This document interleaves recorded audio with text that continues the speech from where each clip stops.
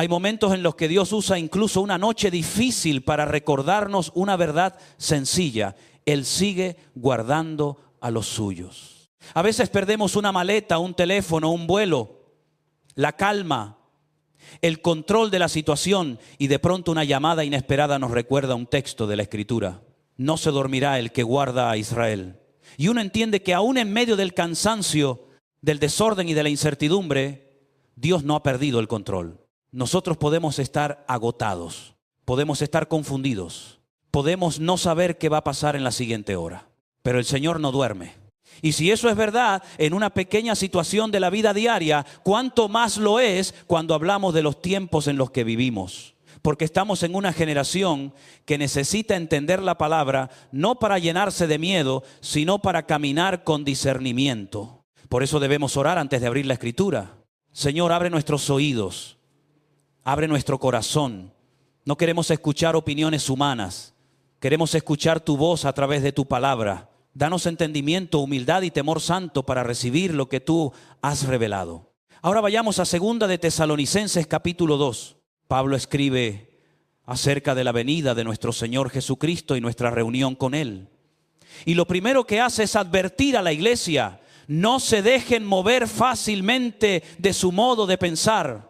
No se dejen confundir por espíritu, por palabra, ni por carta como si fuera nuestra, en el sentido de que el día del Señor ya llegó o está encima sin que las señales necesarias se hayan cumplido. Esto es muy importante. La Biblia no nos llama a vivir confundidos.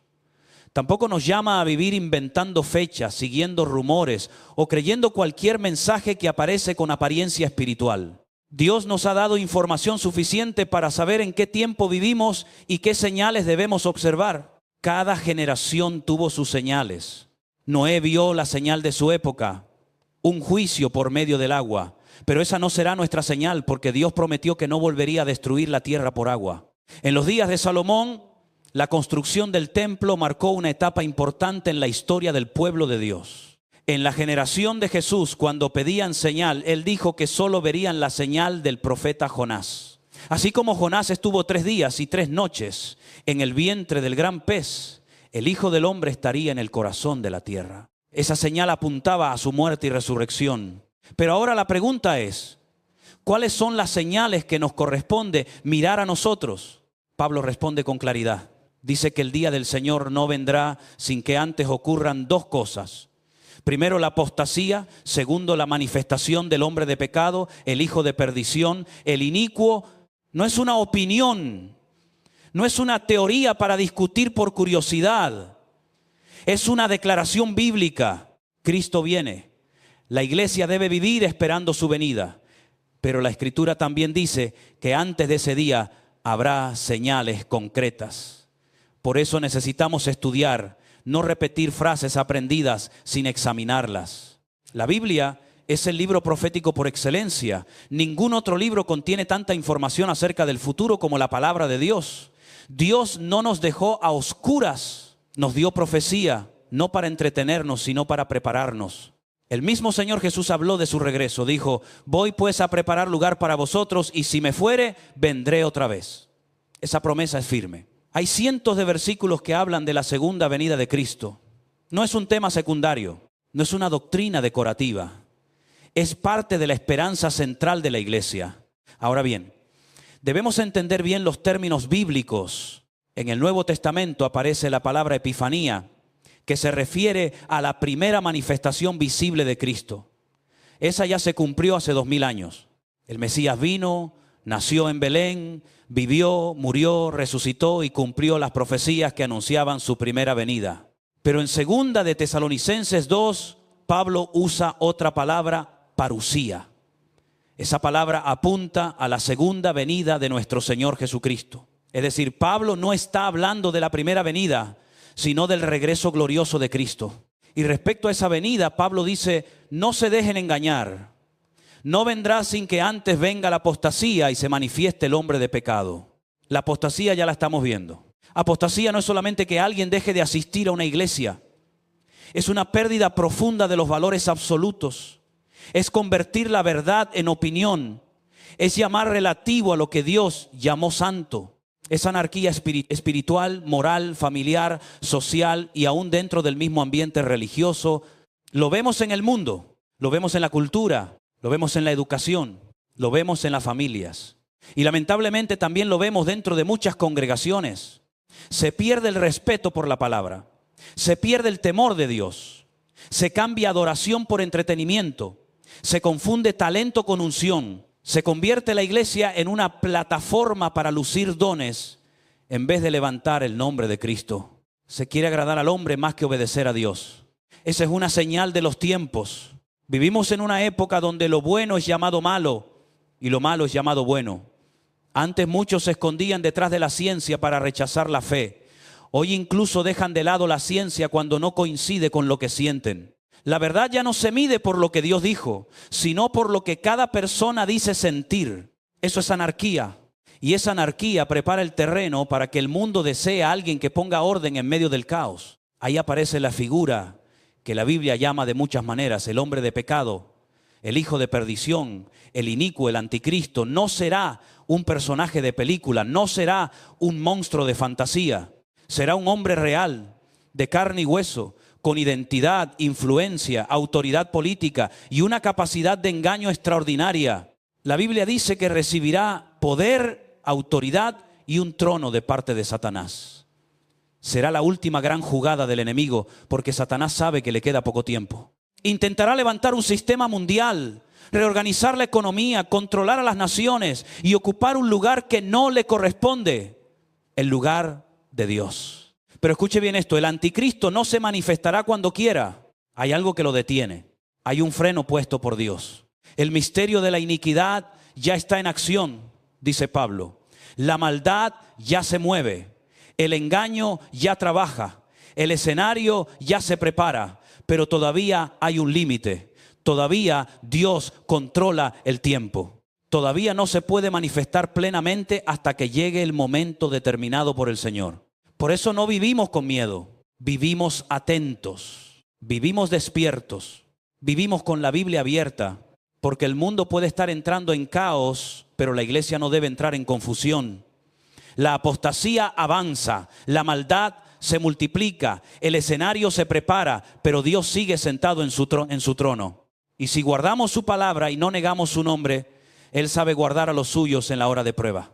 No somos más que vencedores porque el mundo esté tranquilo. Somos más que vencedores porque Cristo venció. Ni muerte, ni vida, ni ángeles, ni principados, ni potestades, ni lo presente, ni lo porvenir podrá separarnos del amor de Dios que es en Cristo Jesús, Señor nuestro. Así que la pregunta no es si el mundo se pondrá peor, la pregunta es si la iglesia despertará. La pregunta es si la iglesia despertará. Porque el mundo no está caminando hacia más estabilidad. Está caminando hacia más confusión, más miedo y más necesidad de alguien que prometa orden. Y cuando una sociedad pierde la verdad, tarde o temprano empieza a buscar un salvador falso. Por eso Pablo habla del hombre de pecado, del hijo de perdición, del inicuo. Juan lo llama anticristo. Daniel lo presenta como el cuerno pequeño. Distintos nombres, una misma realidad. Un personaje real, político, espiritual y profundamente diabólico. No será una caricatura de Hollywood. No será un monstruo evidente que todos rechacen. Será un hombre con capacidad, con influencia, con poder de pacto, con inteligencia política y con una autoridad que recibirá de Satanás. La Biblia dice que se levantará contra todo lo que se llama Dios y llegará al extremo de sentarse en el templo de Dios haciéndose pasar por Dios. Y aquí aparece una pregunta importante. ¿Qué templo? Porque desde el año 70 después de Cristo el templo de Jerusalén fue destruido. Tito, hijo del emperador Vespasiano, entró en Jerusalén y el templo desapareció. Desde entonces, donde estuvo el templo, hoy está el domo de la roca, esa cúpula dorada que muchos conocen. Pero la Biblia enseña que ese templo volverá a estar en el centro de los acontecimientos finales. Si el hombre de pecado se sienta en el templo de Dios, entonces algo tiene que ocurrir para que ese escenario sea posible. Y no debemos olvidar que para el pueblo judío el templo no es un detalle menor. Es el lugar del altar, del sacrificio, del culto, de la historia sagrada. Durante siglos han anhelado su reconstrucción y hoy muchas cosas ya están preparadas. Utensilios, vestiduras, estudios, planes y aún elementos relacionados con la purificación. Entre esos detalles aparece la parada humá, la vaca roja, usada antiguamente en rituales de purificación. Durante mucho tiempo no se veía algo así con las condiciones requeridas, pero en nuestros días han aparecido ejemplares preparados y cuidados con enorme expectativa. Para muchos puede sonar extraño, pero quien conoce la Escritura entiende que esto no es un asunto folclórico, son piezas de un escenario profético. Ahora bien, ¿cuándo comienza realmente la gran tribulación? La Biblia nos muestra que todo empieza cuando este personaje se manifiesta y logra un pacto. Isaías lo llama un pacto de muerte. Daniel habla de un período marcado, dividido en dos partes. 3 años y medio y otros 3 años y medio. 42 meses, 1260 días. No es un caos sin orden. Dios nos dio información cronológica. Apocalipsis también presenta una secuencia: sellos, trompetas y copas. No es un libro escrito para confundir a la iglesia, sino para prepararla. Su lenguaje es simbólico, sí. Tiene animales, colores, números, imágenes fuertes. Pero cuando se estudia con Daniel y con el resto de la Escritura, empieza a verse un orden. El primer sello muestra un caballo blanco. El jinete lleva arco, pero sin flechas. Habla de conquista, de autoridad, de aparente victoria, pero no necesariamente por guerra directa al principio. Después vienen otros caballos: hambre, muerte, crisis, inflación, persecución, tragedias. La situación se va intensificando como dolores de parto. Y aquí debemos decir algo con claridad. La iglesia necesita prepararse. Durante mucho tiempo se enseñó a muchos creyentes que la iglesia no vería nada de esto, que sería arrebatada antes de cualquier prueba, antes de cualquier tribulación, antes de que se manifestara el anticristo. Pero debemos preguntarnos con honestidad: ¿eso enseña la Biblia o es una tradición que se popularizó? Los cristianos de los primeros siglos no vivían soñando con escapar de toda persecución. Vivían preparados para ser fieles. Sabían que seguir a Cristo podía costarles la vida. Pablo dijo que todos los que quieren vivir piadosamente en Cristo Jesús padecerán persecución. Por eso, lo extraño no es que la iglesia sea probada. Lo extraño es que una iglesia cómoda haya olvidado que fue llamada a vencer. Dios no prometió que nunca habría prueba. Prometió estar con nosotros en medio de ella. Estuvo con Noé en su generación. Estuvo con Israel en Egipto, estuvo en el desierto, estuvo con Daniel, estuvo con los 3 jóvenes en el horno y estará con su pueblo en la hora difícil. La promesa no es comodidad absoluta, la promesa es fidelidad divina. Aunque un ejército acampe contra mí, no temerá mi corazón. El Señor es mi luz y mi salvación. Por eso la preparación debe ser espiritual y también práctica. No podemos vivir dormidos. No podemos seguir jugando a iglesia. No podemos tratar estos temas como teorías lejanas. Si viene una hora de prueba sobre las naciones, la iglesia debe estar unida, firme, sobria, orando, guardando la palabra y sin negar el nombre de Cristo. También debemos entender que el anticristo usará el miedo como herramienta. El mundo está perdiendo paz y seguridad. Guerras, rumores, crisis económicas, amenazas militares, tensiones entre naciones, temor social, inseguridad. La gente está cansada del caos y cuando la gente está desesperada acepta soluciones peligrosas. El eslogan será atractivo: paz y seguridad. Pero una paz sin Cristo será engaño. Una seguridad que exige rendir la conciencia será esclavitud. Una solución mundial levantada contra Dios será parte del sistema del anticristo. Este personaje también buscará reorganizar el sistema económico. La Biblia habla de un tiempo en el que nadie podrá comprar ni vender sin la marca relacionada con la bestia. Antes esto parecía imposible.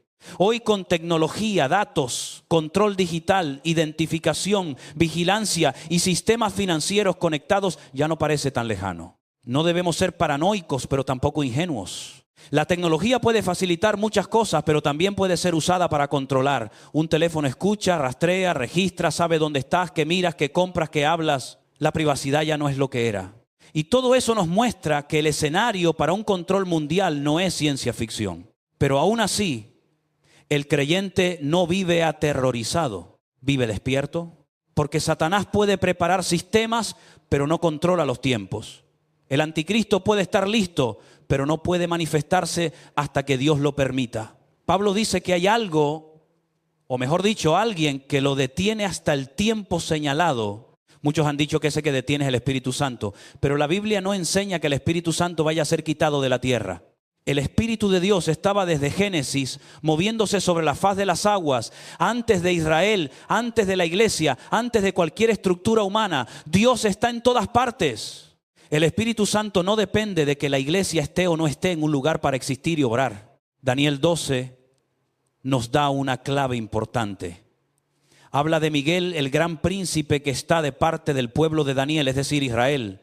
Cuando Miguel se levanta o es quitado de su función de protección, vendrá un tiempo de angustia como nunca fue desde que hubo gente hasta entonces. Esto conecta con el tiempo final y con Israel, porque Israel no ha sobrevivido por fuerza propia, ha sobrevivido por pacto.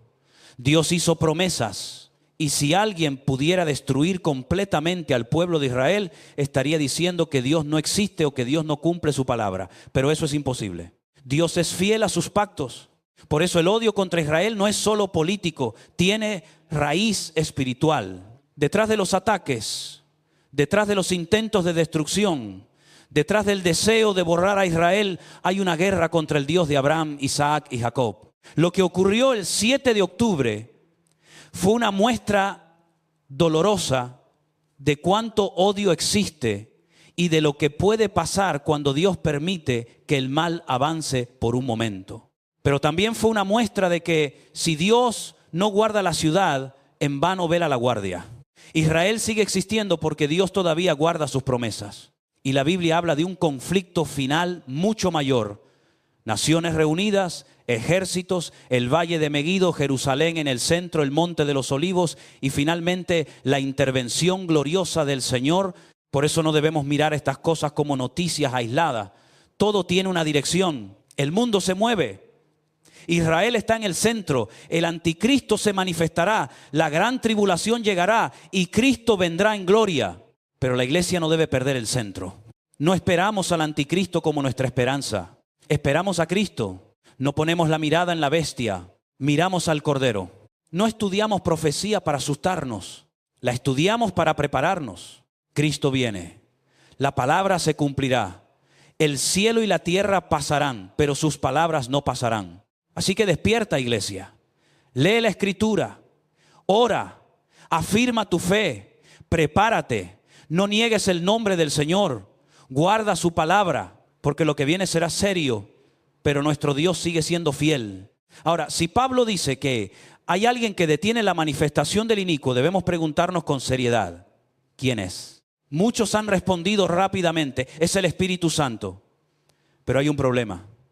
La Biblia nunca enseña que llegará un momento en la historia en que el Espíritu Santo será quitado de la tierra. El Espíritu Santo es Dios. Y si es Dios, no depende de la presencia visible de la iglesia para estar en la tierra. Desde Génesis vemos al Espíritu de Dios moviéndose sobre la faz de las aguas. No existía Israel, no existía la iglesia, no existían profetas, ni templo, ni sacerdotes, pero el Espíritu de Dios ya estaba allí. Por eso no podemos construir doctrinas sobre frases aprendidas. Tenemos que ir a la Escritura. Daniel capítulo 12 nos da una clave poderosa.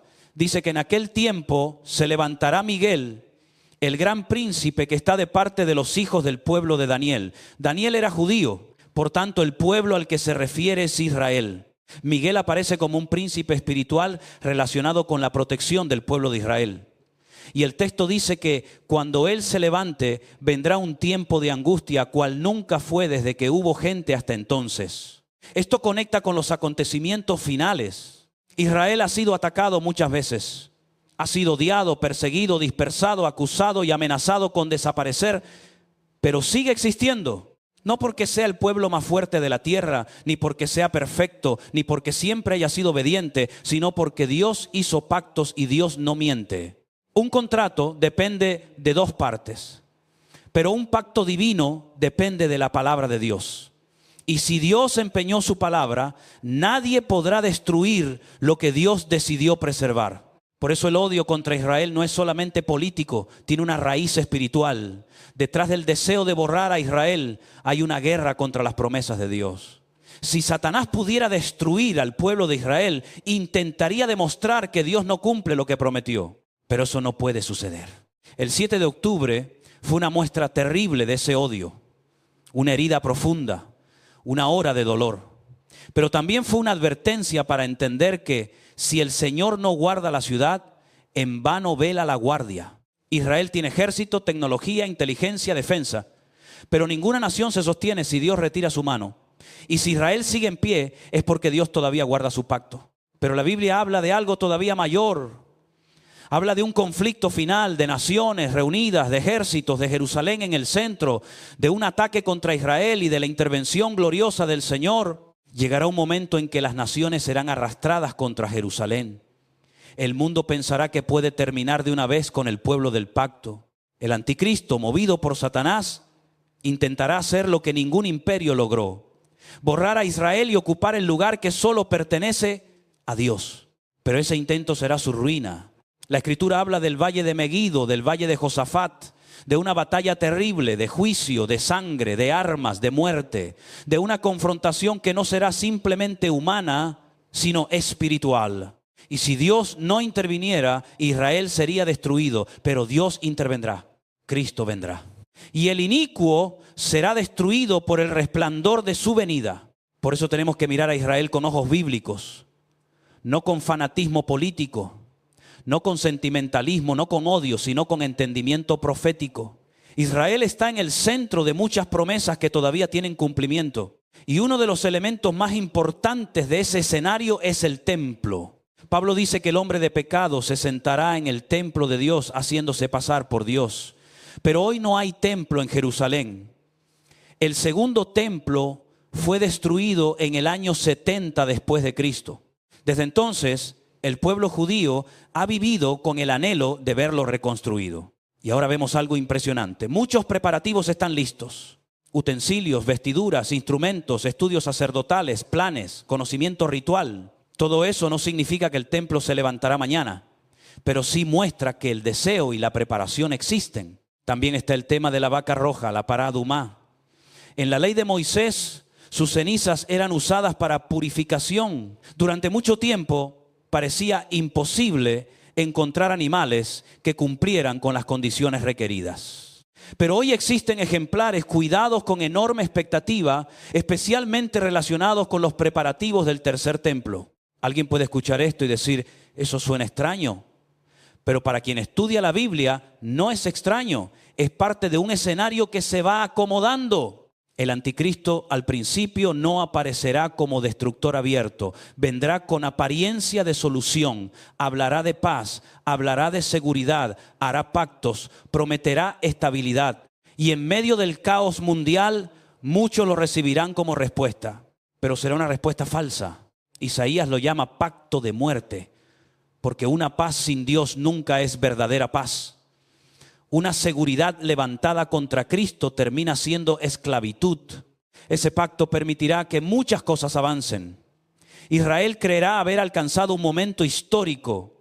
Las naciones creerán haber encontrado una salida. El sistema mundial creerá tener por fin un líder capaz de ordenar el caos. Pero a la mitad del tiempo señalado, el engaño se mostrará. El mismo que prometió paz se levantará contra Dios. El mismo que habló de orden exigirá adoración. El mismo que pareció solución revelará su verdadera naturaleza. Por eso la iglesia debe estar despierta. No podemos estudiar profecía para alimentar curiosidad. Debemos estudiarla para vivir en santidad, firmeza y discernimiento. Si la Biblia dice que viene apostasía, no debemos sorprendernos cuando la verdad sea despreciada. Si la Biblia dice que vendrá engaño, no debemos creer todo lo que suena espiritual. Si la Biblia dice que habrá presión mundial, no debemos poner nuestra esperanza en los sistemas humanos. Si la Biblia dice que Cristo viene, debemos vivir preparados. La profecía no fue dada para producir miedo, sino vigilancia. No para que la iglesia especule, sino para que obedezca. No para que estemos contando teorías sin fruto, sino para que nuestra vida sea santa delante de Dios. Porque el punto central no es descubrir el nombre del anticristo antes que todos. El punto central es permanecer fieles a Cristo. El enemigo tendrá su hora, pero no tendrá la última palabra. Las naciones se levantarán, pero Dios seguirá reinando. El anticristo se manifestará, pero Cristo lo destruirá. El templo podrá ser usado por el engaño, pero el verdadero rey volverá en gloria.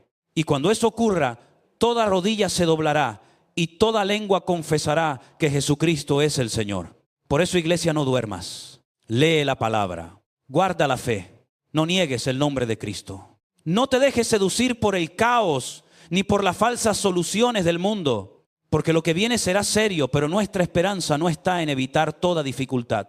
Nuestra esperanza está en que el Señor guarda los suyos y cumple cada palabra que ha dicho. Y todo esto nos lleva a una verdad que la iglesia no puede olvidar. Cristo viene pronto.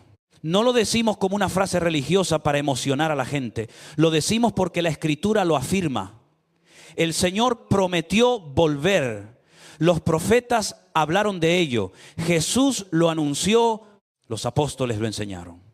Y la iglesia debe vivir con esa esperanza encendida. Pero vivir esperando a Cristo no significa vivir confundidos. No significa inventar fechas. No significa repetir teorías sin fundamento. Significa leer la Biblia, entender el orden de los acontecimientos y prepararnos para permanecer fieles.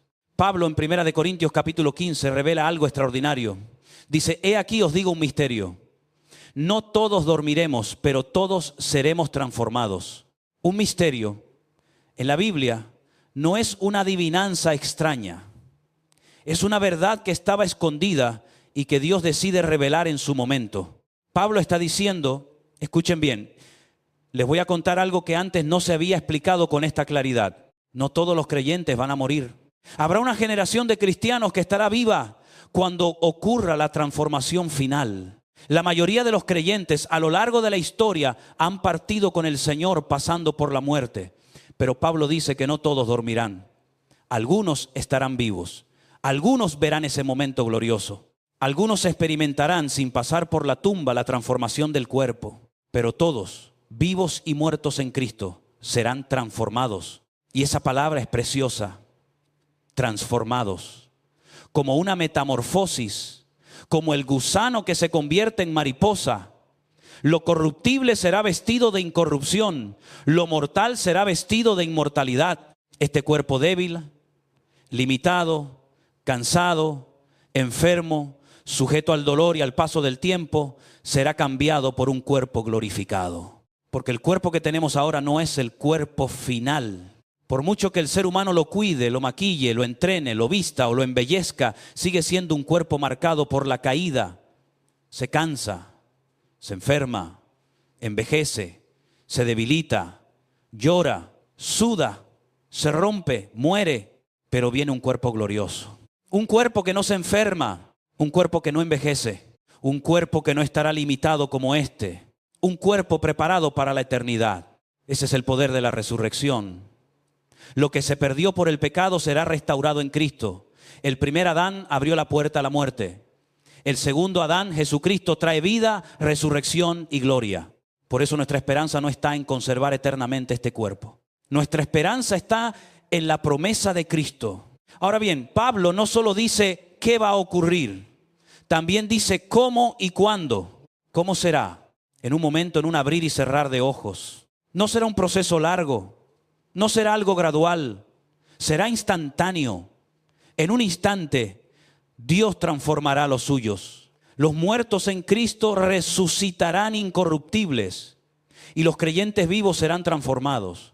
Un segundo estarán en este cuerpo y al siguiente, en gloria. Eso es poderoso. Pero Pablo también dice cuando a la final trompeta. Y aquí debemos prestar atención. Si la Biblia dice final trompeta, no podemos leerlo de manera ligera. En Apocalipsis hay una secuencia. Primero sellos, luego trompetas, después copas. No es un desorden. No son imágenes tiradas sin sentido. Hay un desarrollo cronológico. Por eso debemos estudiar. No basta con decir, yo creo que todo pasará antes. No basta con repetir lo que escuchamos desde pequeños. Tenemos que abrir la Biblia y preguntarnos, ¿qué dice el texto? Pablo habla de una trompeta final. Apocalipsis habla de 7 trompetas. Y antes de esas trompetas vienen los sellos. Eso nos muestra que Dios no dejó a su pueblo sin información. Hay señales, hay secuencia, hay acontecimientos que preparan otros acontecimientos. Como eslabones de una cadena, una cosa conduce a la otra. Por eso la iglesia no debe vivir dormida. Cuando el anticristo se manifieste, comenzará una cuenta regresiva. La gran tribulación tendrá un desarrollo. Habrá engaño, presión, persecución, crisis, señales, juicios y una intensificación de los acontecimientos. Pero en medio de todo, Dios seguirá hablando a su pueblo por medio de su palabra. Y la iglesia debe estar preparada, no para vivir con terror, sino con firmeza. No para esconder la fe, sino para confesar a Cristo. No para dejarse arrastrar por el sistema, sino para permanecer fiel.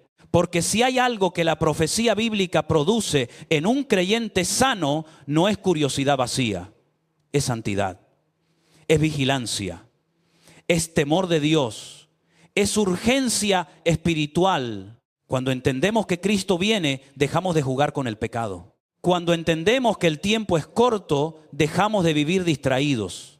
Cuando entendemos que este mundo se está preparando para un engaño final, dejamos de poner nuestra esperanza en los sistemas humanos. El mundo pedirá paz y seguridad. El mundo aceptará soluciones peligrosas.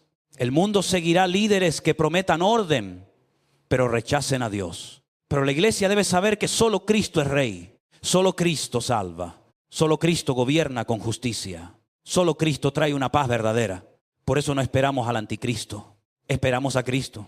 No esperamos el caos como destino final. Esperamos la venida gloriosa del Señor. No esperamos la destrucción como nuestra esperanza. Esperamos la resurrección, la transformación y la vida eterna. Y mientras llega ese día, debemos vivir con los ojos abiertos.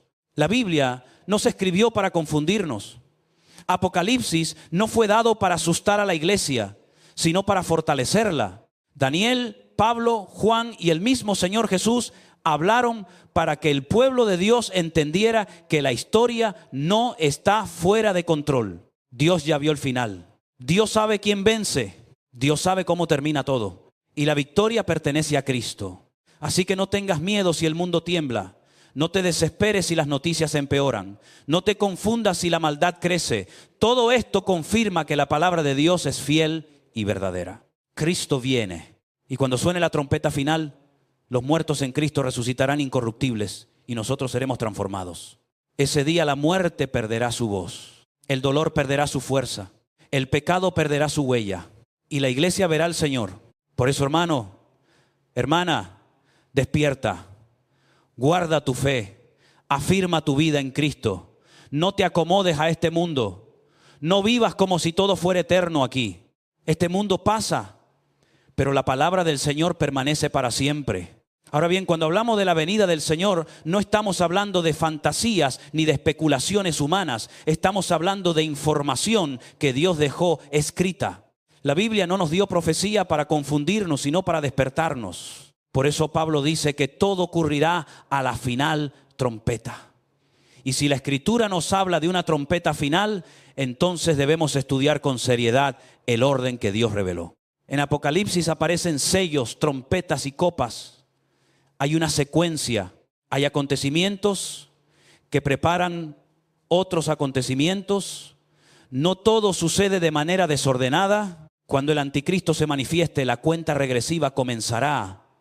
El mundo lo reconocerá, lo recibirá, le dará lugar. Él aparecerá como respuesta al caos, como solución política, económica y religiosa. Pero detrás de esa apariencia estará la obra de Satanás. Y la Biblia nos da una señal muy concreta para identificarlo. Apocalipsis dice, aquí hay sabiduría. El que tiene entendimiento cuente el número de la bestia, pues es número de hombre. Y su número es 666. Esto no es un juego. No es para andar acusando a cualquier político. No es para vivir con paranoia. Es una clave bíblica. Los idiomas en los que Dios quiso revelar su palabra, el hebreo y el griego, son idiomas alfanuméricos. Es decir, las letras también tienen valor numérico. Por eso, cuando llegue el momento y se conozca el nombre de ese personaje, el valor de su nombre tendrá relación con ese número, 666. Si no suma, no es. Puede ser malo, puede ser peligroso, puede ser perverso, pero no es ese personaje. La Biblia no nos deja sin datos. Dios no quiere una iglesia ciega, quiere una iglesia entendida, sobria y firme. Pero cuidado, el centro de la profecía no es el anticristo, el centro es Cristo. El anticristo tendrá un tiempo limitado, Cristo reinará para siempre. El anticristo engañará a las naciones, Cristo juzgará con verdad. El anticristo recibirá autoridad prestada por Satanás. Cristo tiene toda autoridad en el cielo y en la tierra. Por eso estudiamos estas cosas sin miedo, porque sabemos cómo termina la historia. Dios ve el final desde el principio. Para nosotros el futuro parece desconocido, pero para Dios ya está delante de sus ojos. Por eso la Biblia muchas veces habla del futuro como si ya hubiera ocurrido.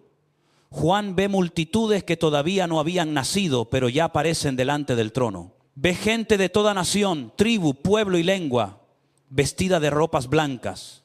Y cuando pregunta quiénes son, se le responde: estos son los que han salido de la gran tribulación. Ni siquiera había comenzado todavía, y Dios ya muestra a los que saldrán de ella.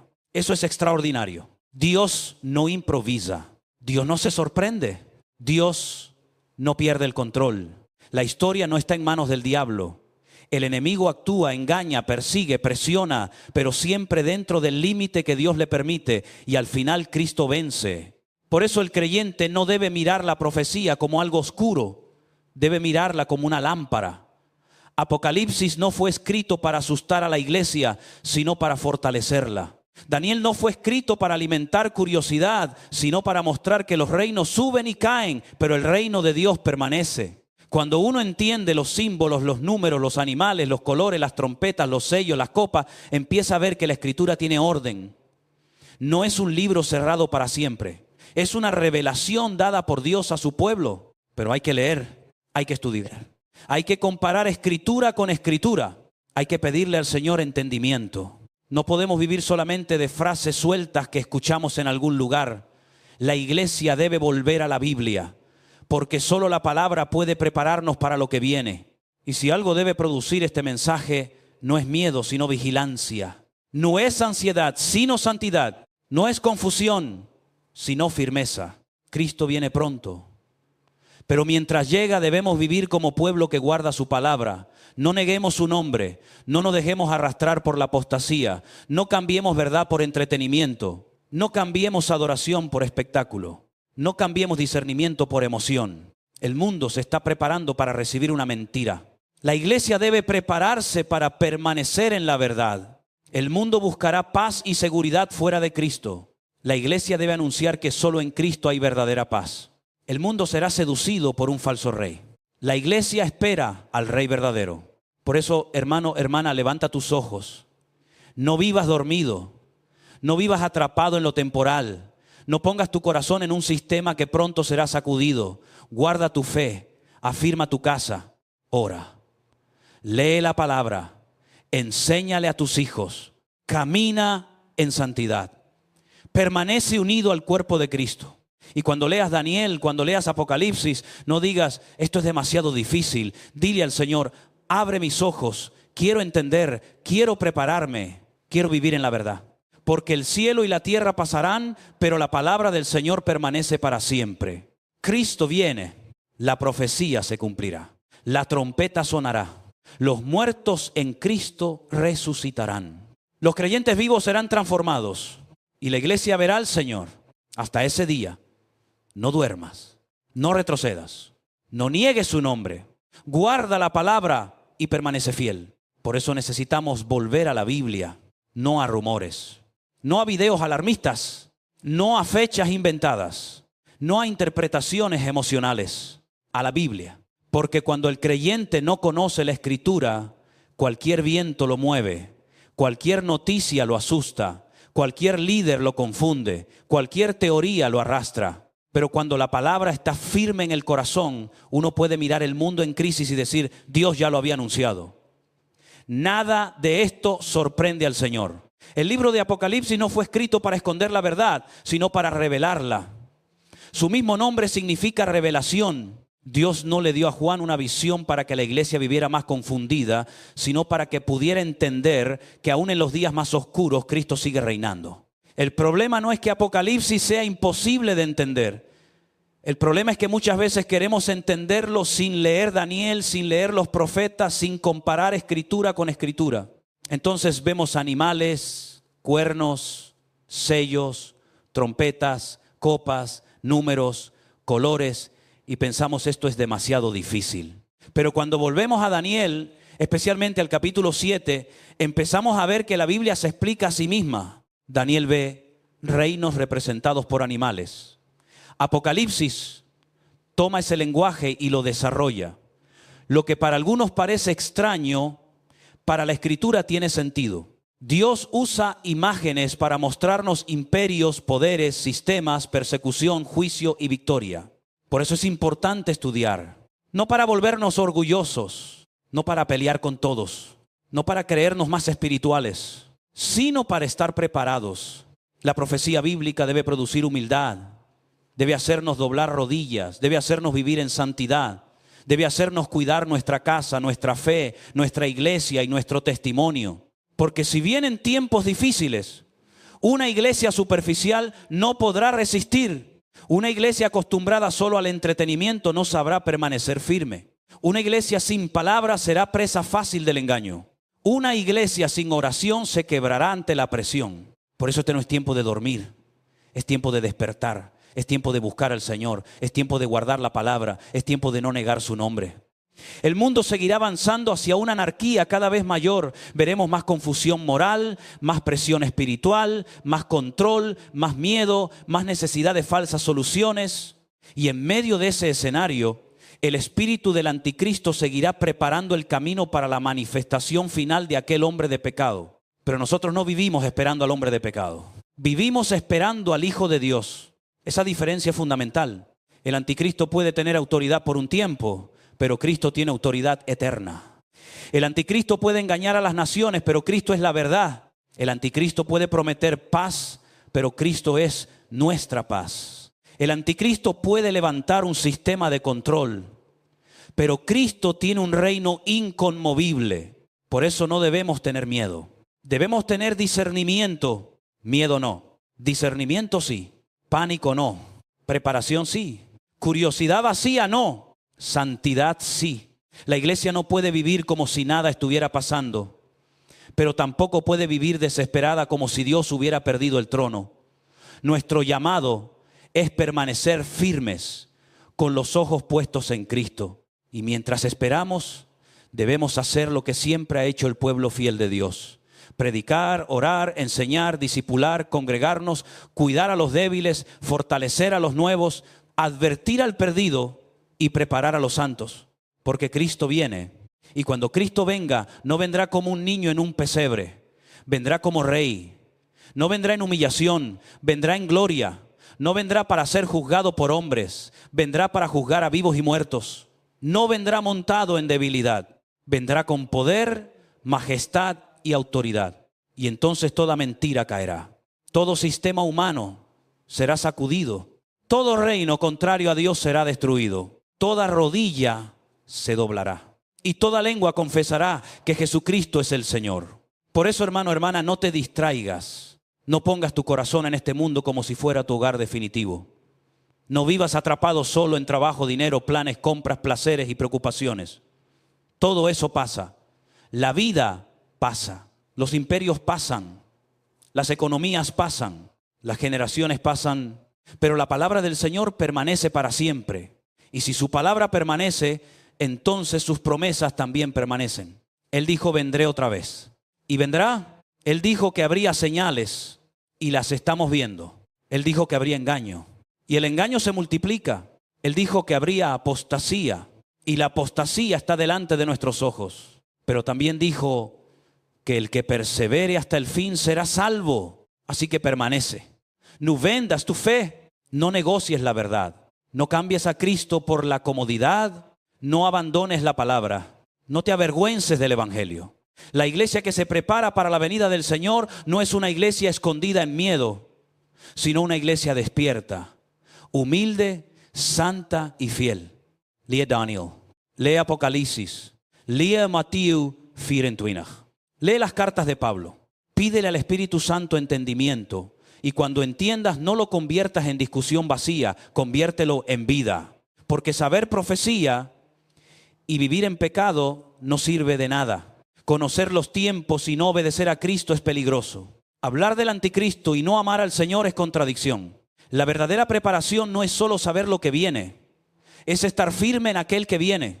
Cristo viene pronto. Y bienaventurado el siervo que cuando su Señor venga, sea hallado fiel.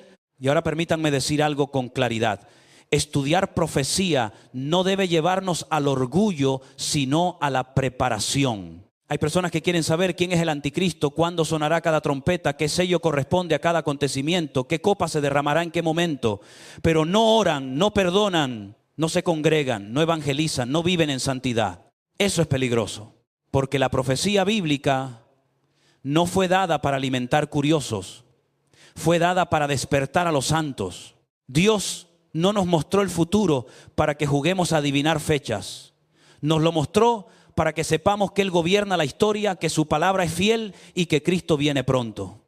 Por eso cuando leamos Daniel, cuando leamos Apocalipsis, cuando leamos Mateo 24, no lo hagamos como quien busca un espectáculo. Hagámoslo como hijos que necesitan entender la voz del Padre. El Señor no quiere una iglesia confundida, no quiere una iglesia dormida, no quiere una iglesia entretenida mientras el mundo se prepara para el engaño. Quiere una iglesia firme, limpia, despierta, llena de la palabra y guiada por el Espíritu Santo. Apocalipsis no se escribió para asustarnos, se escribió para revelarnos. El problema es que muchas veces queremos entender Apocalipsis sin conocer el resto de la Biblia. Pero cuando vamos a Daniel, a los profetas, a las palabras de Jesús y a las cartas apostólicas, empezamos a ver que todo tiene una conexión. Los animales, los números, las trompetas, los sellos, las copas, los colores, los reinos, los tiempos, nada está puesto al azar. Dios no improvisa. Dios no habla para confundir. Dios revela para fortalecer. Y cuando uno entiende esto, deja de mirar las noticias como si el mundo estuviera fuera de control. Las naciones se mueven, los gobiernos cambian, la economía tiembla, las guerras aumentan, la apostasía crece. El engaño se multiplica. Pero Dios sigue en el trono. Y si Dios sigue en el trono, la iglesia no puede vivir como si estuviera abandonada. El Señor ya nos dijo que habría tiempos difíciles. Ya nos dijo que vendrían falsos cristos, falsos profetas, engaños, persecución, enfriamiento espiritual y aumento de maldad. Pero también nos dijo, mirad que no os turbéis. No se turben, no pierdan la fe. No se dejen mover fácilmente. No corran detrás de cada rumor. No sigan cualquier voz. No se desesperen cuando vean el mundo sacudirse. Cristo viene. Esa es nuestra esperanza. Y mientras Él viene, la iglesia debe hacer lo que siempre debió hacer: predicar el evangelio, guardar la verdad, vivir en santidad, fortalecer a los débiles, cuidar a los nuevos, discipular a las familias y preparar a los santos para permanecer fieles. Porque los tiempos finales no son tiempo para cristianos superficiales, no son tiempo para una fe de domingo solamente. No son tiempo para vivir jugando con el pecado. No son tiempo para tener una Biblia cerrada y un corazón distraído. Son tiempos para doblar rodillas. Son tiempos para volver al altar. Son tiempos para examinar nuestra casa. Son tiempos para enseñar a nuestros hijos. Son tiempos para dejar la tibieza. Son tiempos para decir, Señor, aquí estoy, quiero estar preparado para tu venida. Y prepararse no significa esconderse del mundo con miedo. Significa vivir con discernimiento. Significa no amar este sistema. Significa no vender la conciencia. Significa no negar el nombre de Cristo cuando venga presión. Significa guardar la palabra aunque otros la abandonen. Porque la apostasía no comienza siempre con una gran rebelión visible. Muchas veces comienza con pequeñas concesiones. Primero dejamos de orar. Luego dejamos de leer la Biblia. Después empezamos a tolerar lo que antes nos dolía. Más tarde justificamos lo que Dios condena y finalmente terminamos llamando libertad a lo que en realidad es esclavitud. Por eso Jesús dijo que veláramos. Velar es estar despierto. Velar es vivir atento. Velar es entender que nuestra vida no nos pertenece. Velar es recordar que el Señor puede pedirnos cuentas.